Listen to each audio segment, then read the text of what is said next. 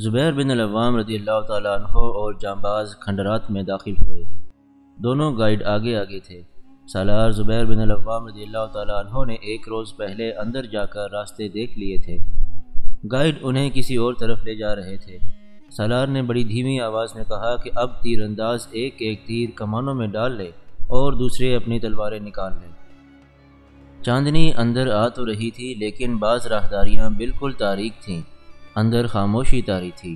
اس ہیبت ناک خاموشی کو ایک الو کی آواز نے توڑا۔ الو 3 بار بولا۔ ایسے بھیانک کھنڈروں میں الو ہی بول سکتا تھا۔ یہ الو کی آواز ہے، سالار زبیر بن العوام رضی اللہ تعالیٰ عنہ نے کہا، لیکن یہ کسی انسان کے منہ سے نکلی ہوئی آواز بھی ہو سکتی ہے۔ اس عبادت گاہ کے چوکیدار نے الو کی طرح بول کر اپنے سوئے ہوئے ساتھیوں کو خبردار کیا ہوگا۔ راہداریوں کے چند ایک موڑ مڑ چکے تو ایک کھلا راستہ آ گیا۔ اچانک یوں ہوا جیسے بڑی ہی تیز آندھی آ گئی ہو اور اس کے ساتھ ہلکی ہلکی چیخیں سنائی دینے لگیں۔ گائیڈ فوراً بیٹھ گئے اور باقی سب سے بھی کہا کہ وہ بھی بیٹھ جائیں۔ ایسے لگتا تھا جیسے ہوا کے تیز جھونکے سر کے اوپر سے گزر رہے ہوں۔ یہ کوے جتنے بڑے بلکہ اس سے بھی بڑے پروں والے چمگادڑ تھے جو چھتوں کے ساتھ الٹے لٹکے رہتے تھے۔ ان کی دنیا میں ذرا سی بھی مداخلت ہو تو یہ اسی طرح سینکڑوں اور ہزاروں کی تعداد میں اڑ جاتے ہیں اور سب کا رخ ایک ہی طرف ہوتا ہے۔ یہ طوفان باہر نکل گیا تو جہاں بازوں کی یہ جماعت اٹھ کر آگے کو چلی۔ اس کھنڈر کا صحن تھا ہی نہیں، چھتیں ہی چھتیں تھیں۔ 2-3 کشادہ کمروں اور برآمدوں میں سے گزرے تو ایک گری ہوئی چھت سے چاندنی آ رہی تھی اور اندر کا سارا منظر نظر آ رہا تھا۔ ایک طرف سیڑھیاں تھیں۔ سالار زبیر رضی اللہ تعالیٰ عنہ نے ان سیڑھیوں کو پہچان لیا اور اپنی جماعت کے اس آدمی کو سیڑھیوں پر چڑھ جانے کو کہا جسے وہ پہلے بتا چکے تھے کہ اوپر جا کر کہاں جانا ہے اور کیا کرنا ہے۔ یہ جانباز مجاہد تیر انداز تھا۔ اسی طرح 2 اور سیڑھیوں سے سالار زبیر رضی اللہ تعالیٰ عنہ نے 2 جانبازوں کو اوپر بھیج دیا۔ انہیں خبردار کر دیا گیا تھا کہ چھتیں کچھ تو گری ہوئی ہیں اور کچھ ویسے ہی جھک گئی ہیں، ان سے خبردار رہیں ورنہ نیچے آ پڑیں گے۔ کبھی تو یوں چیخ نما آواز آتی تھی جیسے چڑیلیں چیخ اٹھی ہوں۔ قدم گھسیٹنے کی بھی کہیں سے آواز آتی تھی اور یوں لگتا تھا جیسے مرے ہوئے گناہ گاروں کی بدروحیں اس ہیبت ناک ویرانے میں گھوم پھر رہی ہوں۔ لگتا یوں تھا جیسے یہ بدروحیں کسی نہ کسی روپ میں نظر آ جائیں گی، لیکن وہاں ملبے کے ڈھیروں کے سوا کچھ بھی نہ تھا۔ آخر جانبازوں کی یہ جماعت اس حال میں جا پہنچی جہاں ایک دیوار کے ساتھ سٹیج جیسا چبوترا بنا ہوا تھا۔ یہ اس ہال کے نصف چوڑائی جتنا لمبا تھا۔ اس کے دونوں طرف اس کے آگے بھی ملبہ پڑا ہوا تھا۔ دونوں گائیڈ آگے چلے گئے اور ملبے کے ایک ڈھیر پر جا چڑھے۔ ان دونوں میں سے ایک کی ہلکی سی چیخ سنائی دی، دوسرا دوڑتا ہوا ملبے کے ڈھیر سے نیچے آ گیا۔ کسی طرف سے چاندنی کی کرنیں اندر آ رہی تھیں، اس کے ساتھ ہی اوپر سے کسی کے گرنے کا دھماکہ سنائی دیا۔ یہ کوئی آدمی ہی ہو سکتا تھا، چاندنی کی روشنی کافی نہیں تھی۔ سالار زبیر رضی اللہ تعالیٰ عنہ نے کہا کہ فوراً مشل جلا لو۔ مشل والے ایک مجاہد نے مشل جلا لی۔ پہلے اپنے گائیڈ کو دیکھا جو گرا پڑا تھا، پھر اس کی گردن کے ایک طرف سے تیر داخل ہوا اور دوسری طرف سے تھوڑا سا باہر آ گیا تھا۔ گائیڈ تڑپ رہا تھا۔ سالار زبیر رضی اللہ تعالیٰ عنہ نے دیکھا کہ تیر کی سامنے والی نوک باہر نکل آئی ہے تو انہوں نے دوسری طرف سے تیر توڑ دیا اور نوک والی طرف سے پکڑ کر کھینچا۔ تیر باہر نکل آیا لیکن گائیڈ کے بچنے کی کوئی امید نہیں تھی۔ خون کا فوارہ پھوٹ رہا تھا، یقیناً شہرگ کٹ گئی تھی۔ ایک جانباز مجاہد نے سالار کے کہے بغیر ہی دوسری مشل جلا لی اور اس طرف گیا جہاں کسی کے گرنے کی دھمک سنائی دی تھی۔ وہ کوئی آدمی تھا جو ان کے لیے اجنبی تھا۔ اس کی پیٹھ میں تیر اترا ہوا تھا اور اتنا اندر چلا گیا تھا جس سے اندازہ ہوتا تھا کہ یہ تیر قریب سے چلایا گیا ہے۔ یہ آدمی بھی ابھی زندہ تھا اور تڑپ رہا تھا، اسے بھی مرنا تھا۔ سالار زبیر رضی اللہ تعالیٰ عنہ نے اپنی تلوار کی نوک اس کے دل کے مقام پر رکھ دی اور پوچھا کہ وہ کون ہے۔ وہ اٹھنے کے قابل نہیں تھا۔ نہیں بتاؤں گا، تیر کھائے ہوئے زخمی نے کہا۔ تلوار میرے سینے میں اتار دو، مجھے تو اب مرنا ہی ہے، اپنے دیوتاؤں کو ناراض کر کے نہیں مرنا چاہتا۔ سالار زبیر رضی اللہ تعالیٰ عنہ سمجھ گئے کہ اس شخص سے کچھ معلوم کرنا ممکن نہیں۔ بات بالکل صاف تھی۔ گائیڈ اس جگہ تک پہنچ گئے تھے جہاں سے راستہ خفیہ عبادت گاہ تک جاتا تھا۔ یہ شخص کسی چھت پر بیٹھا دیکھ رہا تھا۔ اس نے اوپر سے تیر چلایا اور ایک گائیڈ کو نشانہ بنا لیا۔ اس نے اب دوسرے گائیڈ کو مارنا تھا، لیکن زبیر بن العوام رضی اللہ تعالی عنہ نے پہلے ہی اس کا انتظام کر رکھا تھا۔ انتظام یہ تھا کہ انہوں نے اپنے جانباز اوپر بھیج دیے تھے۔ سالار زبیر رضی اللہ تعالی عنہ نے پہلے سنا تھا کہ 2 آدمی جنہیں ہرقل اور بعد میں قسطنطین نے بھیجا تھا اسی طرح تیروں سے مرے تھے۔ سالار زبیر رضی اللہ تعالی عنہ نے سوچ لیا تھا کہ یہ تیر اوپر سے ہی آتے ہوں گے۔ ایک روز پہلے انہوں نے اوپر جا کر دیکھ لیا تھا کہ کس جگہ سے تیر انداز نیچے کسی کو نشانہ بنا سکتا ہے۔ انہوں نے ایک ایک جانباز ان جگہوں سے ذرا دور بھیج دیے تھے اور انہیں بتا دیا تھا کہ وہ کیا کریں گے۔ عبادت گاہ کے آدمی نے اوپر سے تیر چلایا اور ایک گائیڈ کو نشانہ بنا لیا، اور اوپر بیٹھے ہوئے جانباز نے اس آدمی کو تیر کا نشانہ بنایا اور وہ آدمی تیر کھا کر نیچے جا پڑا۔ اوپر سے ایسی آوازیں آنے لگیں جیسے 2-3 آدمی آپس میں لڑ رہے ہوں۔ یہ آوازیں کوئی عجیب نہیں تھیں، البتہ یہ ڈراتا تھا کہ جنات یا چڑیلوں جیسی کوئی مخلوق بھی ہو سکتی ہے۔ اگر ایسا تھا تو جانباز مجاہدین کی موت یقینی تھی۔ زبیر بن العوام رضی اللہ تعالیٰ عنہ نے کہا کہ اوپر اپنے آدمیوں کی مدد کو پہنچا جائے، لیکن وہ جگہ ایسی تھی جہاں تیز نہیں دوڑا جا سکتا تھا، سیڑھیاں بھی تیزی سے نہیں چڑھی جا سکتی تھیں۔ پھر اوپر جا کر تیز چلنا اور اپنے ساتھی تک پہنچنا بالکل ہی ممکن نہیں تھا، کیونکہ گری اور جھکی ہوئی چھتوں سے گرنا یقینی تھا۔ ان مجاہدین کو جو اوپر بھیجے گئے تھے اللہ کے حوالے کر دیا گیا۔ سالار زبیر رضی اللہ تعالیٰ عنہ نے دوسرے گائیڈ سے کہا کہ اب اوپر خطرہ کم ہو گیا ہے، انہیں اس جگہ لے چلے جہاں خفیہ عبادت گاہ میں داخل ہوا جا سکتا ہے۔ گائیڈ ایک بار پھر ملبے کے ڈھیر پر جا چڑھا اور دوسری طرف اتر گیا۔ اتنے میں گری ہوئی چھت میں سے 2 آدمی نیچے آ پڑے۔ جا کر دیکھا تو ایک مجاہد تھا اور دوسرا کوئی اور تھا۔ چھت بہت اونچی تھی، دونوں زخمی تھے اور ان کے ہاتھوں میں تلواریں تھیں۔ ظاہر تھا کہ انہوں نے لڑتے ہوئے ایک دوسرے کو زخمی کیا تھا۔ اتنی بلندی سے گرے تو دونوں بے ہوش ہو گئے۔ صاف پتہ چل رہا تھا کہ دونوں اس بے ہوشی میں ہی اس دنیا سے رخصت ہو جائیں گے۔ گائیڈ نے ذرا دھیمی آواز میں سالار زبیر رضی اللہ تعالیٰ عنہ کو پکارا۔ سالار زبیر رضی اللہ تعالیٰ عنہ فوراً پہنچے اور ملبے کے ڈھیر پر چڑھ کر دوسری طرف اتر گئے۔ وہ تو دن کو بھی یہاں آئے تھے لیکن اس طرف نہ گئے۔ ان کا خیال تھا کہ یہ ملبہ دیوار تک گیا ہوا ہے اور وہاں ملبے کے سوا کچھ بھی نہیں ہوگا، لیکن وہاں دیوار اس طرح ٹوٹی ہوئی تھی یا توڑی گئی تھی جس طرح ڈاکو دیوار میں نقب لگایا کرتے ہیں۔ یہ شگاف اتنا اونچا اور چوڑا تھا کہ ایک آدمی ذرا جھک کر اس کے اندر جا سکتا تھا۔ زبیر رضی اللہ تعالیٰ عنہ اس شگاف میں داخل ہونے لگے تو ایک آواز نے ان کے قدم روک دیے۔ یہیں سے واپس چلے جاؤ، شگاف میں سے آواز گونجی۔ آگے بڑھو گے تو تمہاری بادشاہی ٹکڑے ٹکڑے ہو کر بکھر جائے گی اور یہی انجام تمہارے خاندان کا ہوگا۔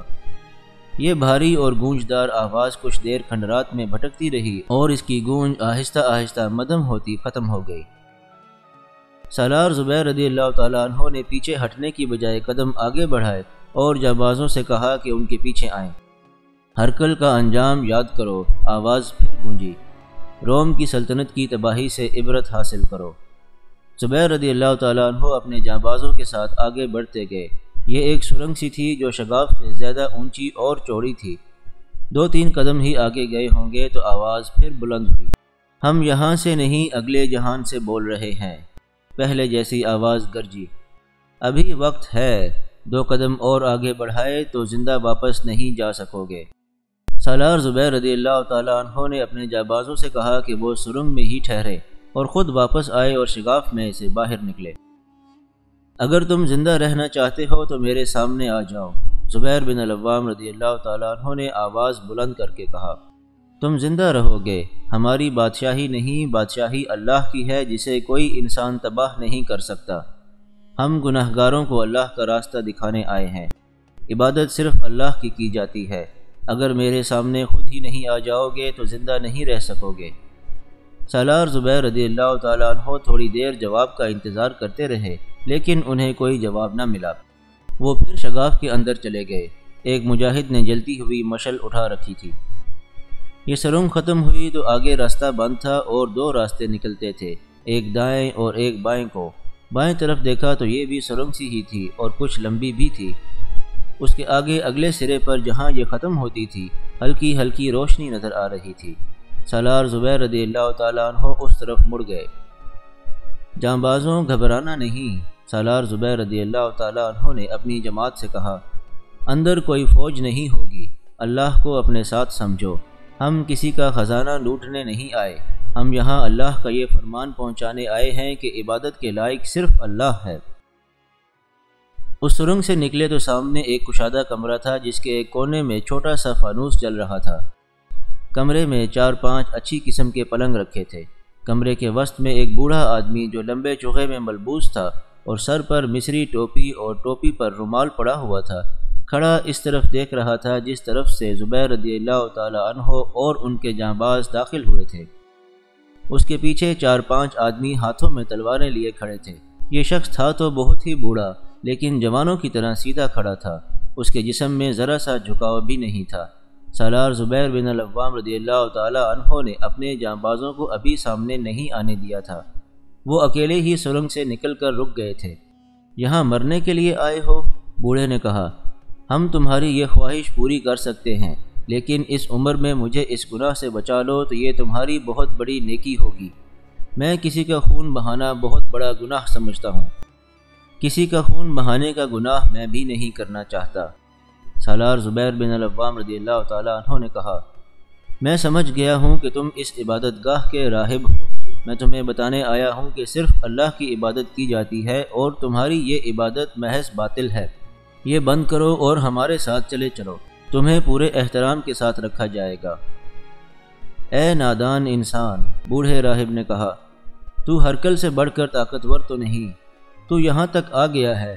ہرکل کے آدمی اس راستے کے منہ پر ہی پہنچے تھے کہ تیر ان کے جسموں میں اتر گئے، پھر سلطنت روم جس انجام کو پہنچی وہ تو نے دیکھا ہے۔ پھر ہرکل کو ہم نے اس دنیا سے ہی اٹھا دیا۔ میں تیری جاں بخشی کرتا ہوں اور تیری جرت کی تعریف کرتا ہوں کہ تو یہاں تک آ گیا۔ جا، واپس چلا جا، ورنہ میرے یہ آدمی تیرے جسم کو کئی حصوں میں کاٹ کر انہی کھنڈروں میں گم کر دیں گے۔ لڑکی میرے حوالے کر دو، سالار زبیر رضی اللہ تعالی عنہ نے کہا، پھر اپنے آپ کو بھی میرے حوالے کر دو۔ بوڑھے راہب کو شاید غلط فہمی تھی کہ سالار زبیر رضی اللہ تعالی عنہ اکیلے آئے ہیں۔ اس نے کوئی اور بات نہ کی، اپنے پاس کھڑے 4 آدمیوں کی طرف دیکھ کر سر سے ہلکا سا اشارہ کیا۔ چاروں آدمی تلواریں سونت کر زبیر بن العوام رضی اللہ تعالی عنہ کی طرف بڑی تیزی سے آئے۔ زبیر رضی اللہ تعالی عنہ ان کے مقابلے کے لیے آگے بڑھے۔ ان 4 آدمیوں نے سالار زبیر رضی اللہ تعالی عنہ کو گھیر لیا۔ اس وقت اچانک تمام جانباز مجاہدین سرنگ سے نکلے اور ان آدمیوں پر ٹوٹ پڑے۔ ان جانبازوں کے ساتھ ایک گائیڈ اور دوسرا وہ نوجوان بھی تھا جو گمشدہ لڑکی کو تلاش کرنے آیا تھا اور اس لڑکی کو دل و جان سے چاہتا تھا۔ ٹھہر جاؤ، بوڑھے راہب نے بلند آواز سے کہا۔ اس کی کسی نے نہ سنی۔ اس کے 4 آدمی مجاہدین کی تلواروں سے کٹ کر گر چکے تھے اور سالار زبیر رضی اللہ تعالی عنہ کی تلوار کی نوک اس راہب کے پہلو کے ساتھ لگی ہوئی تھی۔ زبیر رضی اللہ تعالی عنہ اسے کہہ رہے تھے کہ لڑکی ان کے حوالے کر دو۔ راہب حیرت زدگی اور غم زدگی کی کیفیت میں بت بنا کھڑا رہا۔ اس نے جیسے سالار زبیر رضی اللہ تعالی عنہ کی بات سنی ہی نہ تھی۔ میں یہاں ہوں، ایک لڑکی کی چیخ نما آواز سنائی دی۔ سب نے ادھر دیکھا۔ 15-16 سال عمر کی بڑی خوبصورت لڑکی ایک دروازے سے نکل رہی تھی۔ اسے کوئی بھی نہیں پہچانتا تھا۔ ایلی کی تلاش میں آنے والے نوجوان نے اسے دیکھا تو دوڑ کر اس تک پہنچا اور اسے اپنے بازوؤں میں لے کر اپنے ساتھ بھینچ لیا۔ لڑکی کے بازو بھی اس کے گرد لپٹ گئے۔ گمشدہ لڑکی مل گئی تھی۔ سالار زبیر رضی اللہ تعالیٰ عنہ 2-3 جانبازوں کو ساتھ لے کر اس دروازے میں داخل ہوئے جس سے لڑکی باہر آئی تھی۔ دروازے کے کواڑ تھے ہی نہیں، شاید دیمک نے کھا لیے ہوں گے۔ وہ بھی ایک کمرہ تھا جس میں ایک پلنگ کے قریب گائے کا ایک بچڑا بندھا ہوا تھا۔ یہ ابھی چھوٹا تھا، وہ اس قدر دھلا دھلایا تھا کہ اس کے بال مشعلوں کی روشنی میں چمک رہے تھے، بڑا ہی پیارا لگتا تھا۔ بات بالکل صاف تھی، اس بچڑے کو اور اس لڑکی ایلی کو ایبس بچڑے کے نام پر قربان کرنا تھا۔ جوزف کا شک صحیح نکلا۔ اس کمرے کی تلاشی لینے لگے تو پلنگ کے نیچے سے ایک آدمی چھپا ہوا برآمد ہوا۔ اس نے اپنے ساتھیوں کو لہو لہان ہو کر گرتے دیکھ لیا ہوگا اور پلنگ کے نیچے جا چھپا۔ اسے ساتھ لے کر اس کمرے سے نکلے اور اس کمرے میں گئے جہاں اب خون بہہ رہا تھا اور لاشیں پڑی تھیں۔ ان لاشوں سے ذرا ہٹ کر بوڑھا راہب پیٹھ کے بل فرش پر پڑا تھا۔ ایک تلوار اس کے سینے سے ذرا نیچے جسم میں اتری ہوئی تھی۔ بوڑھا تلوار کو اپنے جسم سے نکالنے کی ذرا سی بھی کوشش نہیں کر رہا تھا۔ اسے کس نے مارا ہے؟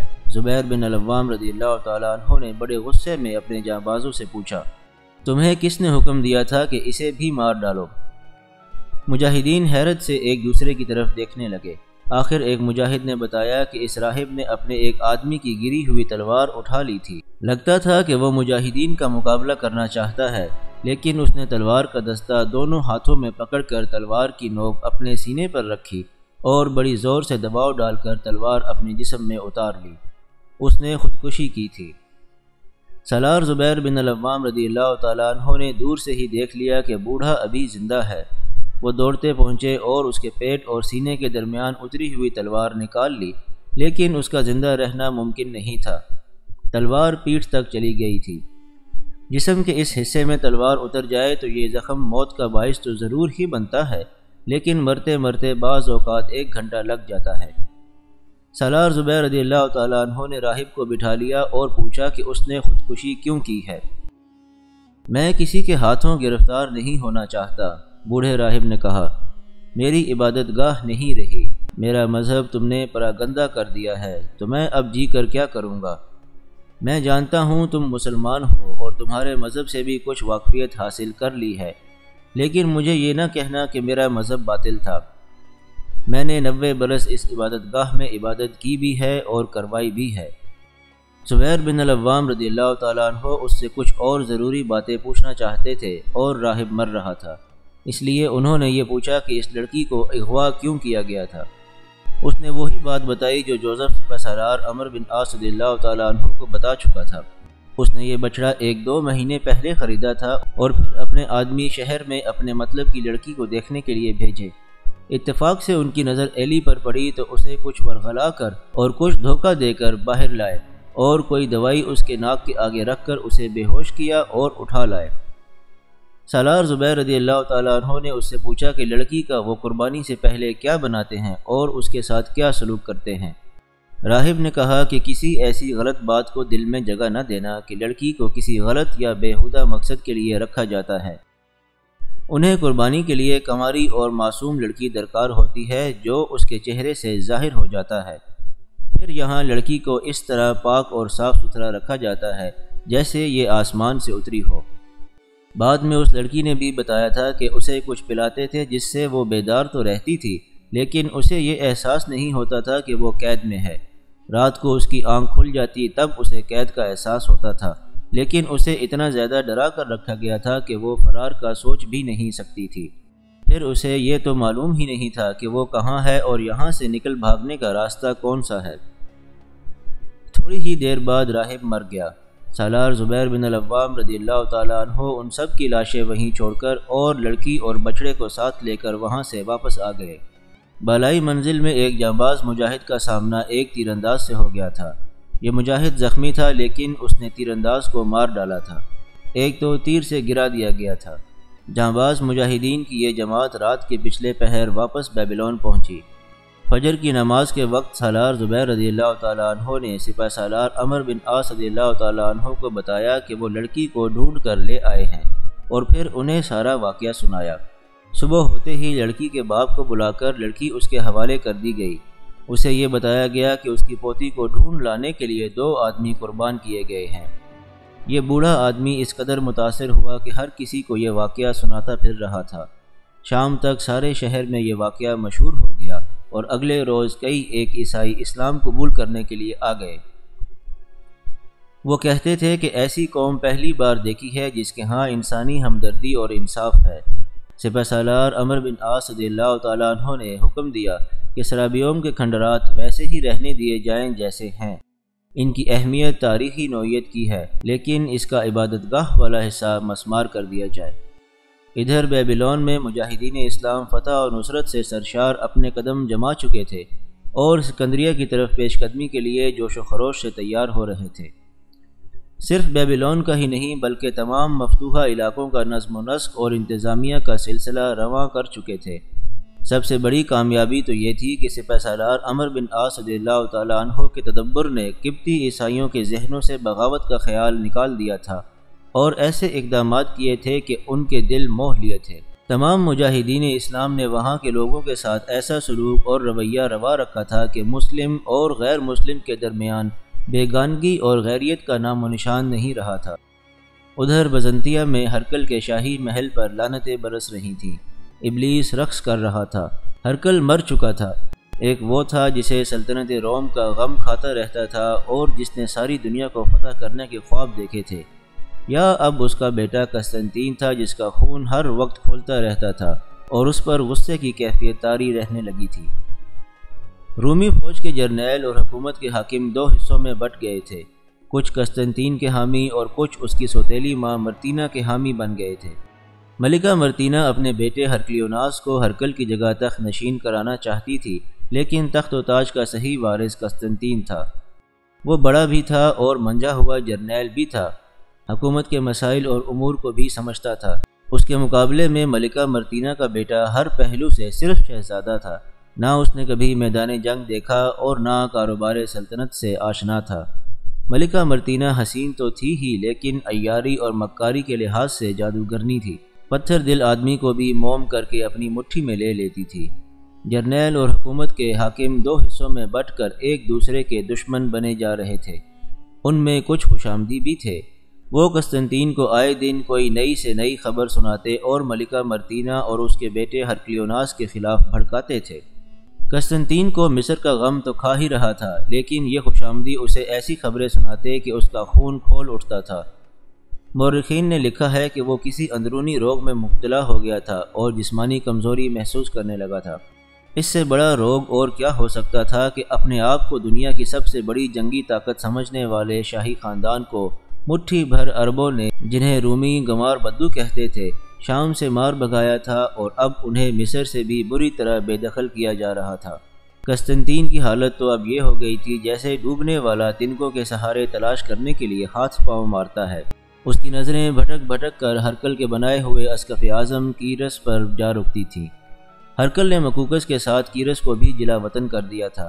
ہرکل کی موت کے بعد قسطنطین نے ایک ایلچی کو کیرس کی تلاش میں روانہ کیا اور یہ پیغام دیا تھا کہ کیرس کو مصر کی صورتحال بتا کر کہیں کہ وہ واپس آ جائے۔ ایلچی نے کیرس کو ڈھونڈ نکالا تھا اور اسے اپنے ساتھ ہی لے آیا تھا۔ قسطنطین نے اس کا استقبال پورے احترام سے کیا اور اسے الگ تنہائی میں بٹھا لیا۔ سب سے پہلے یہ بات سن لیں، قسطنطین نے کیرس سے کہا، میں نے کبھی بھی آپ کو باغیانہ خیالات کا مجرم نہیں سمجھا۔ اصل قصور مکوکس کا تھا، لیکن میرے بادشاہ باپ نے اس کے ساتھ آپ کو بھی جلا وطن کر دیا۔ مجھے پوری امید ہے کہ سلطنت روم کے مسائل کے ساتھ آپ کو بھی اتنی ہی دلچسپی ہے جتنی مجھے ہے۔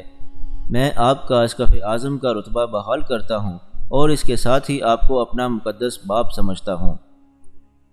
اس کے بعد قسطنطین نے کیرس کو مصر کی ساری صورتحال بتائی اور پھر بزنطیہ میں جو محلاتی سازشیں اور قدورتیں چل رہی تھیں وہ بھی تفصیل سے سنائیں۔ پھر کہا کہ وہ مصر میں اپنی فوج کو کمک بھیجنا چاہتا ہے، لیکن یہاں تو دو دھڑے بن گئے ہیں جنہوں نے فوج کو تقسیم کر لیا ہے۔ اس نے کہا کہ بظاہر تو فوج یکجا ہے، لیکن فوجیوں کے دل آپس میں پھٹ گئے ہیں۔ مجھے صرف ایک بات بتاؤ، کیرس نے پوچھا، میں کیا کر سکتا ہوں اور میرے فرائض کیا ہیں؟ بات بالکل مختصر کروں گا، قسطنطین نے کیرس سے کہا۔ پہلے تو آپ ملکہ مرتینہ سے کہیں کہ وہ تخت نشینی کے مسئلے کے بارے میں ہمیں مہلت دے کہ ہم ان عربوں کو مصر سے نکال دیں۔ ایک مرتبہ یہاں جو خانہ جنگی کی صورتحال بن رہی ہے یہ ختم ہو جائے تو میں آپ کے ساتھ زیادہ سے زیادہ کمک مصر بھیجوں گا۔ مجھے اطلاع ملی ہے کہ قبطی عیسائی مسلمانوں کے دوست بنتے جا رہے ہیں اور ان کے ساتھ ہر طرح تعاون کرتے ہیں۔ مجھے یہ خطرہ نظر آ رہا ہے کہ مصر کے جو علاقے ابھی ہماری سلطنت میں ہیں ان علاقوں میں قبطی ہمارے خلاف بغاوت کر دیں گے۔ آپ کچھ مبلغ بھی ساتھ لے جائیں گے جو قبطیوں کو سلطنت روم کا وفادار بنانے کی کوشش کریں گے۔ آپ کو بھولنا نہیں چاہیے، کیرس نے کہا، قبطیوں کے دلوں میں ہمارے خلاف انتقام کی آگ سلگ رہی ہے۔ شاہ ہرکل نے جس بے دردی سے قبطی عیسائیوں کا قتل عام میرے ہاتھوں کروایا ہے وہ قبطی کبھی نہیں بھول سکتے۔ قبطیوں کو ساتھ ملانے کا طریقہ یہ ہے کہ آپ اعلان کر دیں کہ شاہ ہرکل نے جو عیسائیت بنائی تھی وہ منسوخ کی جاتی ہے اور اصل عیسائیت وہی ہے جو یسوع مسیح سے ہمیں ملی ہے۔ میں ملکہ مرتینہ سے ملوں گا اور اسے قائل کرنے کی پوری کوشش کروں گا کہ وہ تخت و تاج کی وراثت کو ابھی متنازع نہ بنائے اور اپنے آپ کو سلطنت روم کی ملکہ نہ سمجھے۔ ان دونوں نے طے کیا کہ کل جرنیلوں کا ایک اجلاس بلایا جائے اور یہ مسائل اور یہ صورتحال ان کے آگے رکھی جائے۔ قسطنطین کی ملاقات کے بعد کیرس باہر آیا تو شام گہری ہو چکی تھی۔ ملکہ مرتینہ اس انتظار میں تھی کہ کیرس باہر آئے تو اسے اپنے جال میں لے لے۔ اس نے اپنا ایک آدمی باہر کھڑا کر رکھا تھا۔ کیرس خود بھی چاہتا تھا کہ وہ ابھی ملکہ مرتینہ سے مل لے۔ اس آدمی نے کیرس کو روک کر آہستہ سے کہا کہ ملکہ بلا رہی ہیں۔ کیرس ملکہ کے پاس چلا گیا۔ ایسے واقعات کی چھوٹی چھوٹی تفصیلات لکھنے والے وقائع نگاروں نے لکھا ہے کہ کیرس جب ملکہ مرتینہ کے کمرے میں داخل ہوا تو ایسی خوشبو نے اس کا استقبال کیا جو اس نے پہلے کبھی نہیں سونگھی تھی۔ اس پر جو تاثر طاری ہوا اس تاثر سے بھی وہ بیگانہ رہا تھا۔ اس کے ساتھ ملکہ مرتینہ کا کھڑا قد اور دلکش جسم اور پھر اس کے چہرے کا حسن کیرس پر خمار ستاری کرنے لگا۔ ملکہ مرتینہ اپنی عمر سے کم لگتی تھی اور وہ مردوں کو اپنے طلسم میں گرفتار کرنے کی خصوصی مہارت رکھتی تھی۔ اس نے بڑی بے باکی اور بے حیائی سے کیرس کا استقبال کیا۔ کیرس اپنے وجود میں بڑھاپے میں جوانی کا جوش و خروش محسوس کرنے لگا۔ ملکہ مرتینہ نے کیرس کو بٹھایا اور دو نوخیز لڑکیاں دوڑی آئیں جو اپنے لباس میں تھیں لیکن برہنہ نہ لگتی تھیں۔ ملکہ مرتینہ نے انہیں کہا کہ کھانا لگا دیں۔ لڑکیاں دوڑتی باہر نکل گئیں اور کیرس پر ایسا جادو طاری کر گئیں کہ اس کی نظریں اس دروازے پر لگی رہیں جس دروازے سے وہ آئی تھیں اور پھر نکل گئی تھیں۔ ملکہ مرتینہ نے جب اپنی عیاری چلائی تو تھوڑی سی دیر میں کیرس بھول ہی گیا کہ وہ مذہبی پیشوا ہے اور ہرکل نے اسے اسقف اعظم بنایا تھا۔ اس کی تمام انسانی کمزوریاں ابھر آئیں اور اس کی اصل شخصیت پر چھا گئیں۔ کھانا آیا۔ ان حسین و جمیل نوجوان لڑکیوں نے کھانے کے دوران شراب پیش کی تو ملکہ مرتینہ نے دیکھا کہ کیرس کی نظریں ان لڑکیوں کے جسموں پر چپک گئی ہیں۔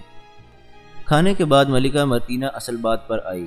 اس نے ایسی کوئی بات نہ کی جس سے یہ ظاہر ہوتا کہ وہ اپنے بیٹے ہرکلیوناس کو تخت روم کا وارث بنانا چاہتی ہے۔ اس کی باتوں سے سلطنت روم کا غم ٹپک رہا تھا اور ان شکستوں اور سلطنت کے سکڑتے چلے جانے کی ذمہ داری ہرکل اور پھر قسطنطین پر عائد کر رہی تھی۔ اس کی ہر بات کیرس کے دل میں اترتی جا رہی تھی۔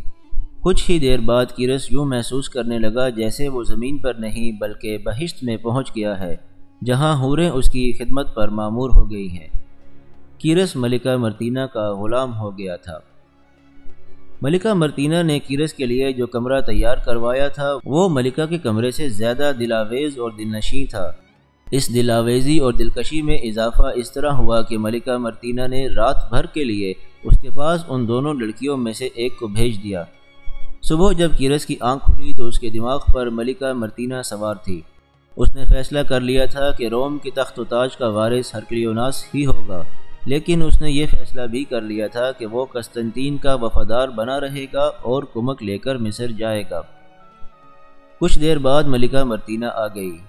ملکہ نے کیرس کے ساتھ کچھ باتیں کر کے بھانپ لیا کہ یہ شخص اس کی مٹھی میں آ گیا ہے۔ تب اس نے کیرس کے دماغ میں یہ بات ڈال دی کہ وہ کمک لے کر مصر جائے اور جنرل تھیوڈور سے مل کر فوج کو اس طرح لڑائے کہ مسلمانوں کو مصر سے نکال دیا جائے، پھر ملکہ مرتینہ وہاں پہنچ جائے اور خود مختاری کا اعلان کر دے۔ کیرس نے اسے یقین دلایا کہ وہ ایسی صورت پیدا ہونے ہی نہیں دے گا بلکہ قسطنطین کے لیے ایسی صورتحال پیدا کر دے گا کہ وہ خود کہے گا کہ ہرکلیوناس کو تخت پر بٹھا دیا جائے۔ تاریخ اس حقیقت کو کھل کر بیان کرتی ہے کہ کیرس جو مذہبی پیشوا تھا اور جسے فتوے دینے کے اختیارات بھی حاصل تھے، ذہنی اور جسمانی طور پر ایک عیار اور مفاد پرست ملکہ کا کٹ پتلی بن گیا۔ ملکہ مرتینہ نے اسے یہ بھی کہا تھا کہ مصر میں وہ اسے اپنا وزیر اعظم بنائے گی۔ اسقف اعظم تو وہ تھا ہی۔ ملکہ مرتینہ نے کیرس کی فطری کمزوریوں کو ابھار کر اس کی دکھتی رگیں اپنی مٹھی میں لے لی تھیں۔ یہ تھے اثرات شراب کے، حسین و جمیل لڑکیوں کے اور ایک عورت کی زبان کے طلسم کے۔ اسی روز قسطنطین نے جرنیلوں اور انتظامیہ کے حاکموں کا اجلاس بلا رکھا تھا۔ اس میں کیرس کو بھی شامل ہونا تھا۔ تاریخ میں آیا ہے کہ قسطنطین کا انداز ہرکل جیسا شاہانہ نہیں تھا۔ اجلاس میں شامل ہونے والے آ گئے تو قسطنطین کچھ ڈرا ڈرا سا نظر آتا تھا، حالانکہ اس کا انداز اور رویہ کچھ اور ہوا کرتا تھا۔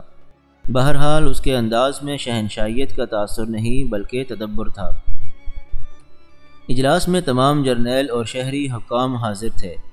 ان میں قسطنطین کے حامی اور اس کے خلاف ملکہ مرتینہ کے حامی بھی موجود تھے۔ قسطنطین نے بات مصر کی شکست سے شروع کی۔ اس نے سب سے پہلے یہ الفاظ کہے کہ باہر کے دشمن کا مقابلہ تو کیا جا سکتا ہے، لیکن اپنے اندر کے دشمن سے اپنی قومی غیرت اور ملک کو بچانا مشکل ہو جاتا ہے۔ اندر کا دشمن باہر کے دشمن سے زیادہ خطرناک ہوتا ہے۔ میں دلی دکھ کے ساتھ یہ بات زبان پر لاتا ہوں، قسطنطین نے کہا۔ ہم دو دھڑوں میں تقسیم ہو گئے ہیں۔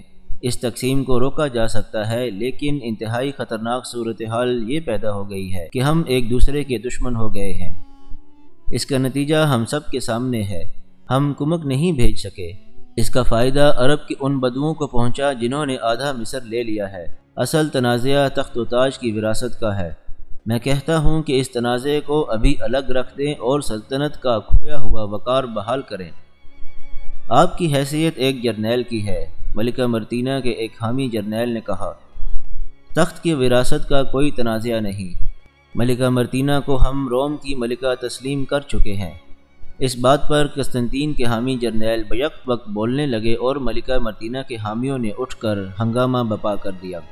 قسطنطین اور کیرس نے بڑی مشکل سے اس زبانی کلامی ہنگامے پر قابو پایا۔ اس سے اندازہ ہوتا تھا کہ کسی بھی وقت خانہ جنگی شروع ہو سکتی ہے۔ قسطنطین کے چہرے کا رنگ پیلا پڑ گیا تھا۔ اس کا سر ڈولنے لگا جیسے اسے غشی آ رہی ہو۔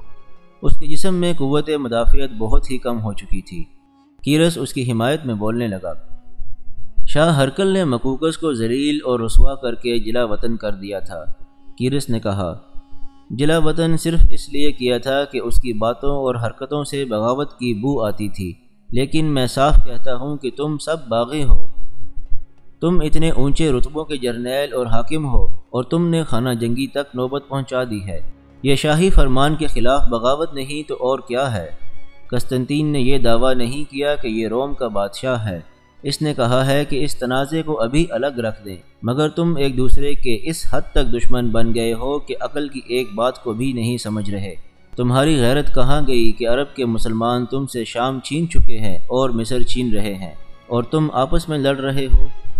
لڑتے رہو، ایک دن مسلمان یہاں بھی آ جائیں گے اور تم سب ان کے قیدی ہوگے۔ سب پر خاموشی طاری ہو گئی۔ کیرس نے سب پر نگاہیں دوڑائی اور کچھ دیر خاموش رہا۔ اگر آپ کو ویڈیو پسند آئی ہو تو اس کو لائک اور شیئر کیجیے، چینل کو سبسکرائب کر لیجیے اور بیل آئیکن کو بھی پریس کر دیجیے تاکہ آئندہ آنے والی تمام ویڈیوز آپ کو باقاعدگی سے ملتی رہے۔